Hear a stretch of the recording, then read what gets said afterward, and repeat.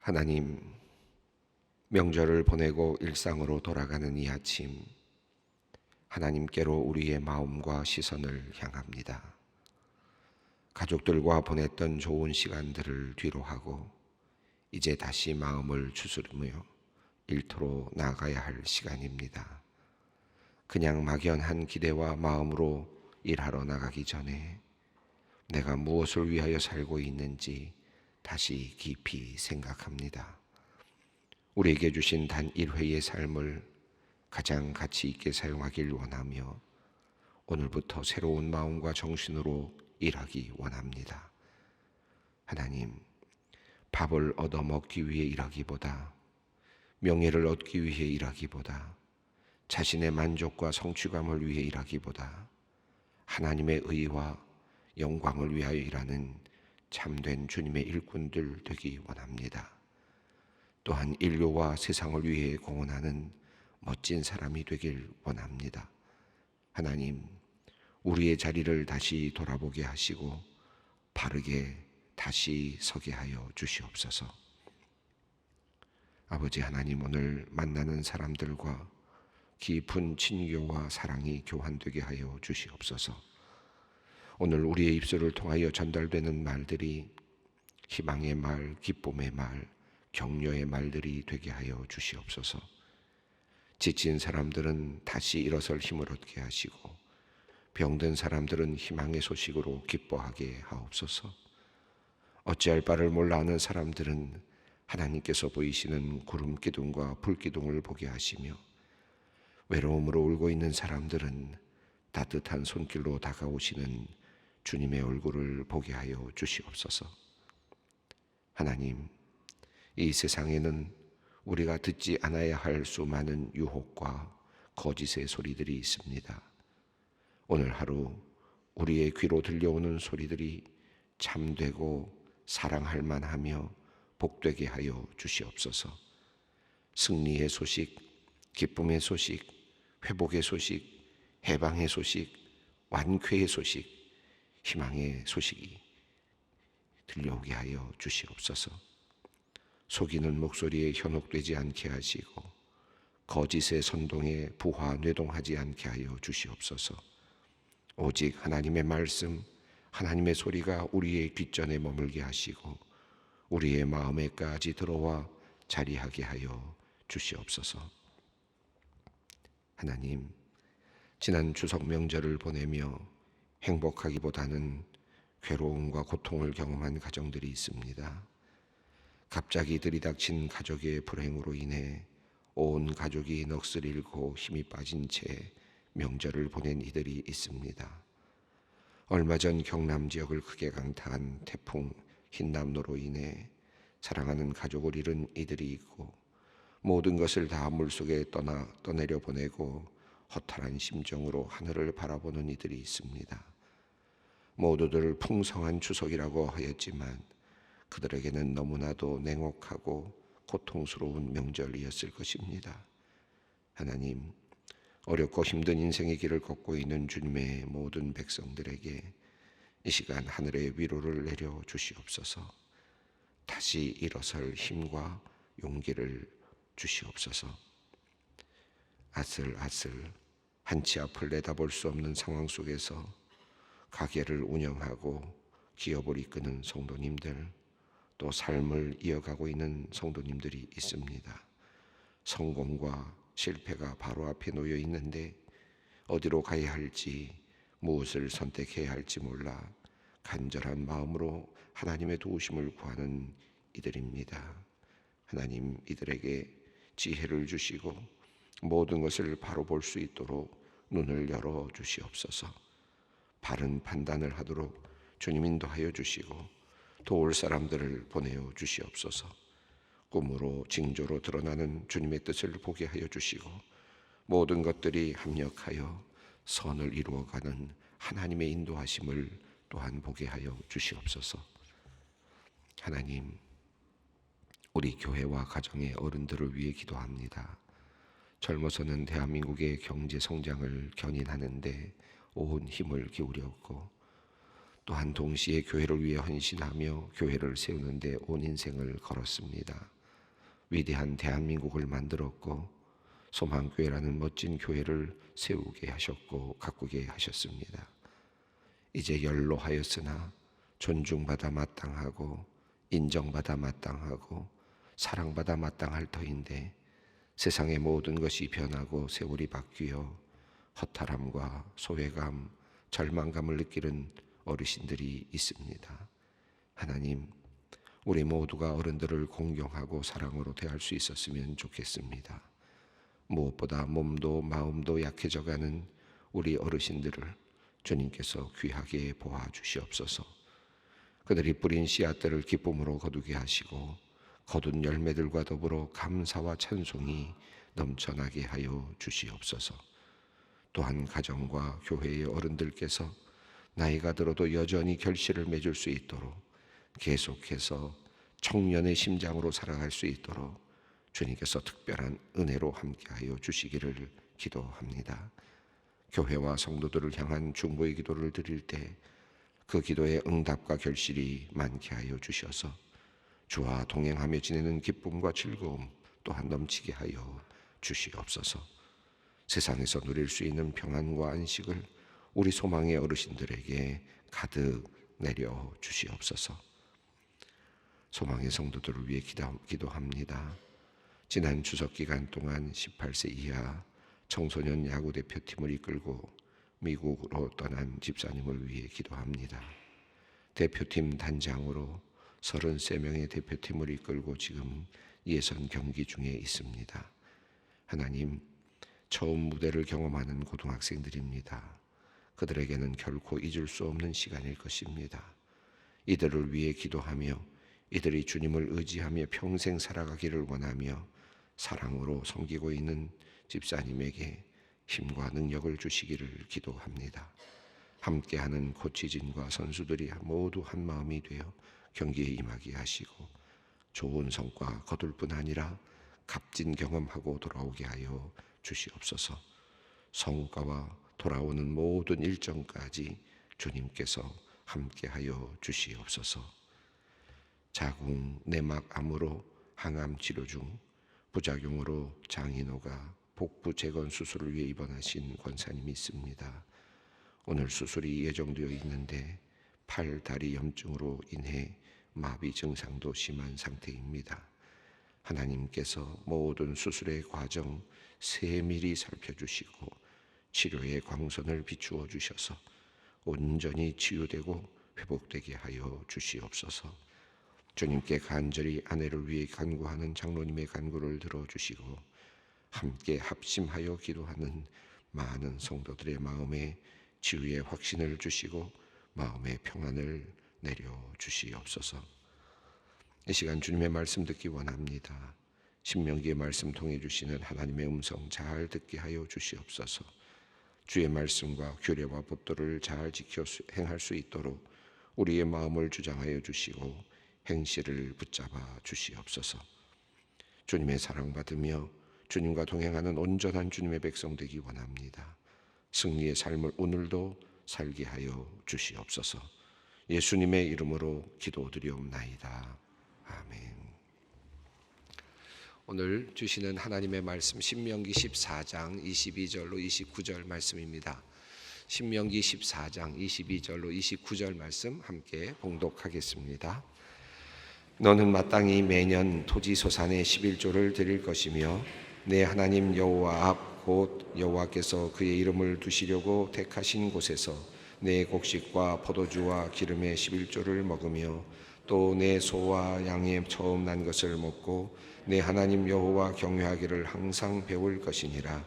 그러나 내 하나님 여호와께서 자기의 이름을 두시려고 택하신 곳이 내게서 너무 멀고 행로가 어려워서 내 하나님 여호와께서 그 풍부하시 주신 것을 가지고 갈 수 없거든 그것을 돈으로 바꾸어 그 돈을 싸 가지고 내 하나님 여호와께서 택하신 곳으로 가서 내 마음에 원하는 모든 것을 그 돈으로 사되 소나 양이나 포도주나 법주 등 내 마음에 원하는 모든 것을 구하고 거기 내 하나님 여호와 앞에서 너와 내 권속이 함께 먹고 즐거워할 것이며 내 성읍에 거주하는 레위인은 너희 중에 분깃이나 기업이 없는 자이니 또한 저버리지 말지니라.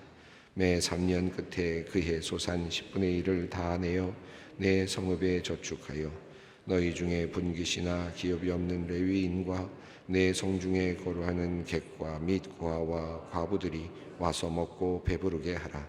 그리하면 내 하나님 여호와께서 내 손으로 하는 범사에 내게 복을 주시리라. 아멘. 예, 오늘 본문 말씀은 이제 11조와 관련된 내용으로 되어 있습니다. 이미 레위기를 통해서 또 민수기를 통해서 하나님께서는 11조에 대한 부분을 말씀해 주셨습니다. 자, 그런데 이제 곧 새로운 땅으로 들어가는 이스라엘 백성들에게 또다시 모세를 통하여 하나님께서는 11조에 대한 말씀을 조금 더 구체적으로 설명을 하십니다.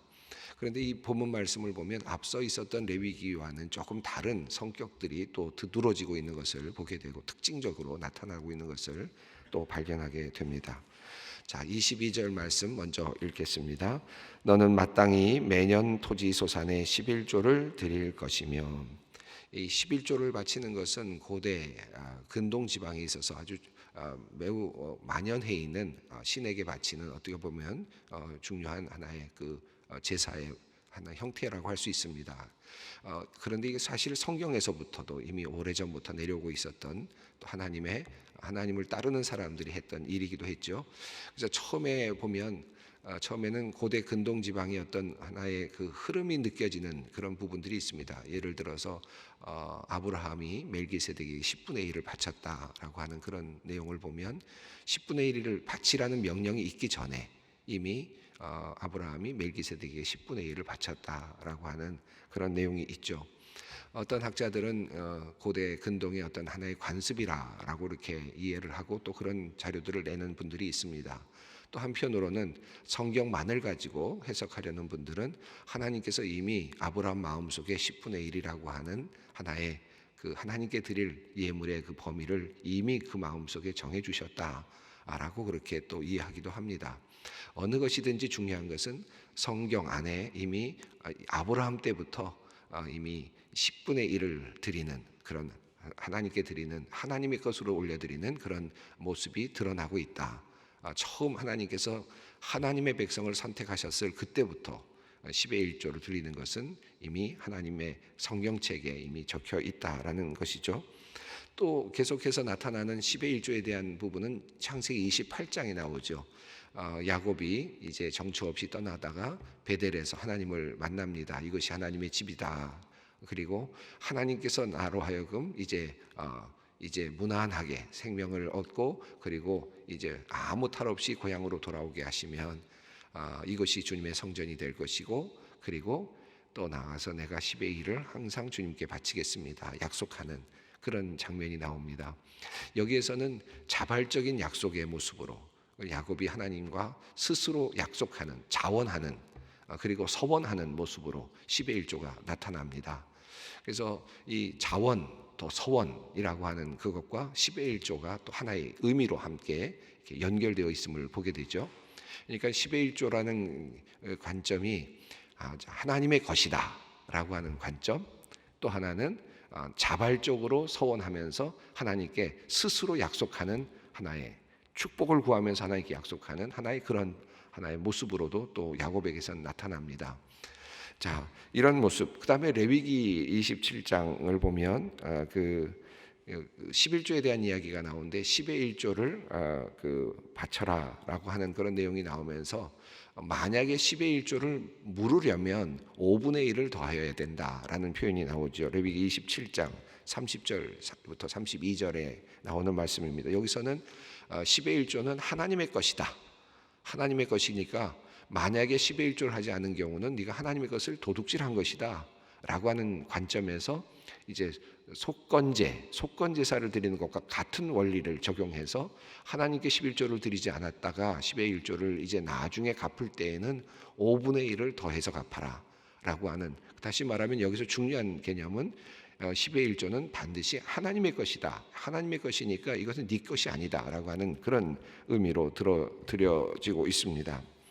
또 민수기 18장에서는 10의 1조를 드리라라고 하는 그런 내용이 나오면서 거제로 드려지는 그런 10의 1조는 제사장 레위인들이 가질 수 있다라고 하는 그런 내용도 나오고 있습니다. 자, 이런 10의 1조를 드리라고 하는 많은 성경의 말씀들이 있는데요. 이제 새로운 땅으로 들어가는 사람들에게 주시는 이 말씀 안에는 조금 더 다른 의미가 이제 새롭게 등장을 하고 있습니다. 자, 11조를 드리라라는 말씀은 똑같은데 그 내용 또 방식이 조금 다릅니다. 23절을 함께 읽습니다. 내 하나님 여호와 앞 곧 여호와께서 그의 이름을 두시려고 택하신 곳에서 내 곡식과 포도주와 기름의 11조를 먹으며 또 내 소와 양의 처음 난 것을 먹고 내 하나님 여호와 경외하기를 항상 배울 것이니라. 이미 앞선 본문에서 신명기 본문에서 11조를 바치라라는 부분이 나왔는데요. 이 11조를 바치라는 부분이 어느 것과 연결되어 있느냐면 하나님께서 이제 너희가 이제 새로운 땅에 들어가면 약속의 땅에 들어가면 내가 내 이름을 두려는 한 곳을 정할 것이다. 그리고 너희들은 그곳에 와서 제사를 드려야 된다라고 하셨죠. 자, 내가 내 이름으로 두는 그곳에 와서 너희가 제사를 드려야 되는데 그때 그곳에 와서 제사를 드려야 되는 목록들이 있었습니다. 번제, 희생제 이런 것들 이것을 내가 지정한 그 장소에 와야 된다라고 했고 10의 1조를 바치는 것도 내가 지정한 장소에 와서 해야 된다라고 그렇게 말씀을 하셨고요. 낙헌제와 서원제를 드리는 것도 내가 지정한 자리에 와야 된다. 그리고 소와 양의 첫 것을 바칠 때에도 내가 지정한 바로 그곳에 와야 한다라고 그렇게 하나님께서 지정을 하셨습니다. 그러니까 신명기서에 따르면 10의 1조와 자원제, 서원제가 다 같은 의미로 또 하나의 연결이 되고 있죠. 아까 조금 전에 말씀드렸던 야곱이 자원하는 마음 또 서원하는 말씀으로 10의 1조를 드리겠습니다라고 말했던 것과도 다 연결될 수 있습니다. 이 모든 것들이 다 하나로 묶여지면서 지금 하나님께서 지정한 그 장소에서 이런 모든 제사를 드리라라고 그렇게 말씀을 하셨습니다. 그러니까 이 10의 1조는 반드시 지정한 곳 그러니까 성소로 가야 되고 그것이 멀더라도 그곳에서만 반드시 10의 1조를 드릴 수 있게 되는 것이죠. 과거에 이 신명기서 이전 그러니까 약속의 땅으로 들어가기 전까지의 11조의 어떤 흐름은 그냥 10의 1조를 이제 내서 성읍들에서 레위인들을 돕고 그리고 또 그 10의 1조를 사용할 수 있도록 그렇게 되어 있었는데 이제는 완전히 제사의 의미가 되면서 동시에 한 지정된 자리에서 11조를 내도록 그렇게 11조의 자리를 이제 분명하게 두도록 그렇게 말씀하고 있습니다. 자, 그런데 여기서 말씀하고 있는 것은 이것이 하나님의 것이기 때문이다라는 말이 강조되지 않습니다. 여기서는 도리어 여기 목적이 나타납니다. 보시면 23절 마지막 절에 보면 내 하나님 여호와 경외하기를 항상 배울 것이니라. 10의 1조를 드리는 것은 첫 번째로 여호와를 경외하는 것을 배우기 위함이다. 배우게 하려는 목적이 있다. 그런 것입니다. 10의 1조는 교육의 목적이 있다라는 것을 신명기서가 우리에게 알려주고 있습니다. 자, 모든 이스라엘 백성들이 매년 또는 때마다 10의 1조를 이제 하나님께 드리게 될 터인데 성소에 올라와서 하나님께 드리면서 그들이 가져야 될 것은 하나님을 경외하는 마음이다라는 것입니다. 하나님을 두려워하는 마음. 지난 주일 제가 야레라는 단어를 말씀드렸죠. 두려워한다라고 하는 단어가 요나서에 있다고 말씀드렸는데 굉장히 성경에 많이 있는 단어입니다. 하나님을 두려워한다. 내가 하나님을 두려워하는 자다라고 말했지만 실제적으로 하나님을 두려워하는 사람들은 도리어 선원들이었다는 말씀을 드렸는데 여기서도 두려워하다 야레입니다. 하나님을 두려워하는 마음을 갖게 하기 원합니다. 우리가 10의 1조를 바치는 것, 하나님 앞에 드리는 것, 이 신명기적 관점에서 본다면 내가 10의 1조를 드리는 것은 하나님을 두려워하는 마음, 그 마음을 내가 늘 유지하기 위함이고 또 하나님을 두려워하는 것을 내가 늘 배우기 위함이다.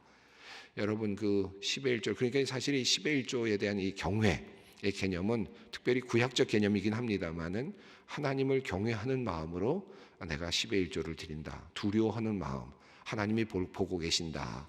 또 하나님이 모든 것을 통치하신다라고 하는 두려운 마음으로 나의 11조를 떼어내는 그와 같은 훈련, 이것이 지금 신명기서가 우리에게 알려주고 있는 10의 1조의 의미입니다. 물론 이제 신약으로 넘어가서는 이 경외의 의미보다는 하나님 사랑의 의미가 더 강해지죠. 그래서 하나님을 사랑하는 그 사랑 때문에 주님께 드리는 일이 이제 물론 바뀌어지게 되지만, 구약적인 의미에서 또 신명기적인 의미에서는 하나님 경외, 두려움이라고 하는 것, 이것도 굉장히 중요합니다. 신앙의 단계에서도 마찬가지입니다. 우리가 이 구약에서 나오는 이 모든 것들, 이 10의 1조에 대한 이야기만 살펴보더라도 하나의 단계가 있지 않습니까? 이건 하나님 것이야, 하나님 것이야 라고 생각하고, 내가 이거 하나님 안 바치면 무섭지, 하나님 나에게 뭔가 할지도 몰라 라고 하는 두려움, 이런 것들이 이제 시작이 됩니다. 그러나 이 10의 1조 우리의 헌금 생활도 처음에는 두려움으로 시작이 되고, 그렇지만 그것도 또 다른 하나의 훈련의 과정입니다. 그러나 어느 순간이 되면 두려움이 아니라 기쁨으로, 사랑으로 드리게 되죠. 그 단계까지 이제 나아가게 됩니다. 자, 여기서는 지금 하나님을 경외하는 법을 배워야 된다. 이것이 10의 1조를 바치게 하는 그런 하나님의 의미, 의도라고 말씀하고 있습니다. 자, 이렇게 10의 1조를 바치라는 말씀과 더불어서 또 하나 신명기에 나오는 또 다른 하나의 큰 흐름이 있는데요. 그것은 너희들이 10의 1조를 바칠 때 중앙 성소에 가서 하나님께서 그의 이름을 두시려고 작정하신 그곳에 가서 11조를 드리면서 함께 그곳에서 먹으라는 겁니다. 축제를 벌이라는 겁니다. 물론 다 먹을 수는 없겠죠. 모든 사람들이 가져온 것을 모두 다 먹어버리는, 탕진해버리는 그런 의미는 아닙니다. 여기서 말하는 것은 모든 사람들이 함께 와서 그 자리에 와서 10의 1조를 바칠 때 그 바치는 사람들이 그 자리에서 바쳐진 11조의 일부를 함께 먹고 마실 수 있다. 축제를 벌인다는 것입니다. 하나님께 바치는 것은 기쁨, 그리고 하나님께 바치는 것은 축제, 즐거움, 이런 의미를 하나님께서 또 우리들에게 보여주시고자 하시는 것입니다. 기쁨의 자리가 되어야 된다. 10의 1조를 드리는 그 자리는 잔치 자리가 된다. 하나님께 바치는 것은 빼앗기는 자리가 아니라 우리가 먹고 마시고 우리가 즐거워하는 즐거움의 자리가 된다라고 하는, 이미 복이 내 안에서 느껴지는 거죠. 내가 하나님께 10의 1조를 바쳤는데 함께 먹고 그 자리에서 먹고 마시고 풍족하게 누림으로 이미 나에게 오고 있는 하나님의 축복을 이미 미리 맛보는 것입니다. 이것이 또 11조를 드리는 그런 제사의 의미로 지금 신명기에서는 부각이 되고 있습니다. 자, 그리고 나서 재미있는 하나의 그 유예에 대한 내용이 나오는데, 예외에 대한 내용들, 또 다른 방식이 나오는데 24절 25절 읽습니다. 그러나 내 하나님 여호와께서 자기의 이름을 두시려고 택하신 곳이 내게서 너무 멀고 행로가 어려워서 내 하나님 여호와께서 그 풍부히 주신 것을 가지고 갈 수 없거든 그것을 돈으로 바꾸어 그 돈을 싸가지고 내 하나님 여호와께서 택하신 곳으로 가서, 여기 하나님께서 이제 그 먼 길을 와야 되는 사람들에 대한 배려를 해주십니다. 여기서도 하나님의 사랑이 느껴집니다. 하나님께서 배려해 주시는 것이, 양보해 주시는 것이다. 반드시 해야 된다라고 말하지 않고 너희들의 형편들을 살펴주시고 그 형편에 맞게 받아주시겠다고 하는 하나님의 그 배려와 양보가 드러나고 있습니다. 너무 멀어서 그 모든 것들을 가져오기 어렵거든 너는 그것을 돈으로 바꾸어서 그 돈을 가지고 오라. 가지고 와서 이제 26절을 읽습니다. 내 마음에 원하는 모든 것을 그 돈으로 사되 소나 양이나 포도주나 독주 등 내 마음에 원하는 모든 것을 구하고 거기 내 하나님 여호와 앞에서 너와 내 권속이 함께 먹고 즐거워할 것이며. 이렇게 와서 모든 것을 사라고 되어 있습니다. 25절에 그것을 돈으로 바꾸라라고 되어 있는데요. 이 말의 원어를 보면, 원어의 뜻을 보면 은으로 바꾸라는 말로 정확히 표현할 수 있습니다. 근데 이게 돈으로 바꾸라는 말이 되니까 뭔가 이렇게 조금 다르게 느껴지죠. 약간은 좀 그냥 세상적인 것처럼 느껴지는데, 은으로 바꾼다라고 하면은 느낌이 좀 더 다르게 다가오는 부분이 있습니다. 훗날 나중에 가룟 유다가 예수님을 은 30에 팔지요. 이 은 30에 파는 이 이야기와 이 본문은 사실은 밀접하게 연결되어 있다고 저는 생각이 듭니다. 읽을 때마다 그런 마음이 들어요. 하나님께서 그 은으로 바꾸어서 와라라고 하는 그런 말씀과 은으로 또 바꾸는 은으로 바꾸어 그 예수님이라고 하는 예수님의 그 진정한 재물을 그 은으로 바꿔버리는 가룟 유다의 이야기가 사실은 오늘 본문과도 어찌 보면 연결되면서 우리에게 또 다른 그 하나의 울림을 준다고도 할 수 있습니다. 자, 은을 바꾸라. 은을 가지고 와서 그 재물을 사라. 은을 가지고 재물을 사라는 것입니다. 그리고 그곳에서 함께 먹고 즐거워할 것이다. 여호와 앞에서 함께 먹고 즐거워하라. 함께 먹고 즐거워하는 자리, 10의 1조를 드리는 그 자리는 하나님의 것을 돌리는 자리이고 그리고 또 축제의 자리입니다. 훗날 예수님께서 바로 그 마지막 자리에서 그 성만찬을 베풀어 주시고 잔치를 베풀어 주시지 않습니까? 예수님께서 마지막 자신의 인생, 자신의 삶을 주시던 그날 마지막 잔치를 베풀어 주시면서 또 세상의 삶을 마감하시는데요. 이런 의미와도 다 연결이 되는 그런 부분입니다. 즐거워하라. 10의 1조를 바치는 그 자리는 즐거움의 자리이다 라고 하는 말씀입니다. 자, 그리고 나서 한 가지 또 두 가지 부탁이 있습니다. 먼저 레위인들을 향한 부탁입니다. 27절입니다. 내 성읍에 거주하는 레위인은 너희 중에 분깃이나 기업이 없는 자이니 또한 저버리지 말지니라. 예, 제사의 임무가 이제 중앙으로 집중이 되니까 그 전까지는 성읍에서 일어났던 것들이 이제는 한 곳으로 집중이 되고, 그러니까 성읍에 살고 있었던 레위인들이 먹을 것이 없고 또 가질 수 있는 것들이 많이 줄어들게 되었을 것입니다. 이 부분들을 배려하라라는 의미고, 또 그들도 함께 중앙 성소에 드리는 그 자리에서 함께 잔치에 참여할 수 있게 하라라고 하는 그런 의미입니다. 제가 지난 시간에도 전에도 레위인에 대한 이야기가 나오면 이게 오늘날에 어떤 의미일까를 자꾸 말씀을 드렸는데, 오늘날 분깃이 없는 성도들도 해당이 될 것 같고요. 조금 더 제가 확장을 한다면 또 우리 목회자들 중에서 선교사로서 어려운 자리에서 선교하고 있는 분들, 또는 선교사로서 모든 일을 마치고 은퇴한 그런 은퇴 목회자나 선교사들, 또는 가난한 어려운 지역에서 목회하고 있는 그런 분깃이 없는 그런 목회자들이 참 많이 있지 않습니까?